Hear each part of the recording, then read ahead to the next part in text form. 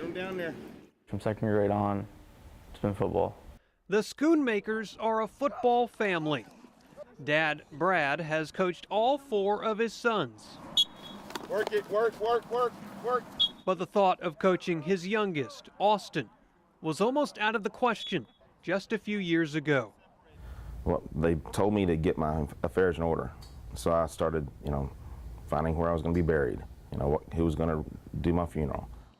In 2008, Brad was coaching a baseball game when he noticed his cap was wet with blood from the top of his head. I went to a local dermatologist, and he said that, he took a biopsy, and within that week, I was already sent down to MD Anderson. Brad was diagnosed with melanoma, the most dangerous type of skin cancer. The day that I got the call that I needed to get to MD Anderson as soon as possible, I remember we were at a little baseball camp, and when I was on the phone, he was doing a little sliding drill. I remember watching him, his little body run and hit that little refrigerator cardboard that we had for them to learn how to slide on. And my first thought was like, I'm not going to see him grow up. After several surgeries, Brad was doing fine until 2 years later when a scan showed the cancer had spread to his lungs. The first time wasn't as difficult because I was really young, so I didn't really understand it. But then the second time, I was like, whoa, cancer's cancer. Doctors gave Brad a 4% chance to live more than 5 years.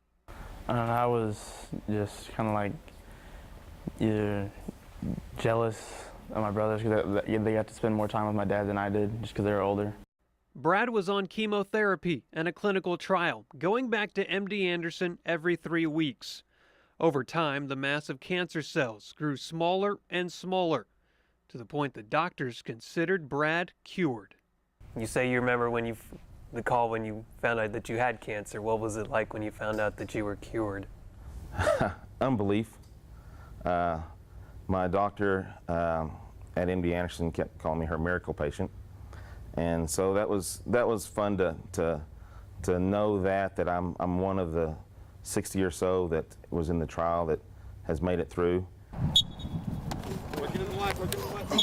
Past that 5-year life expectancy and beating the odds, the Schoonmakers are back in football together.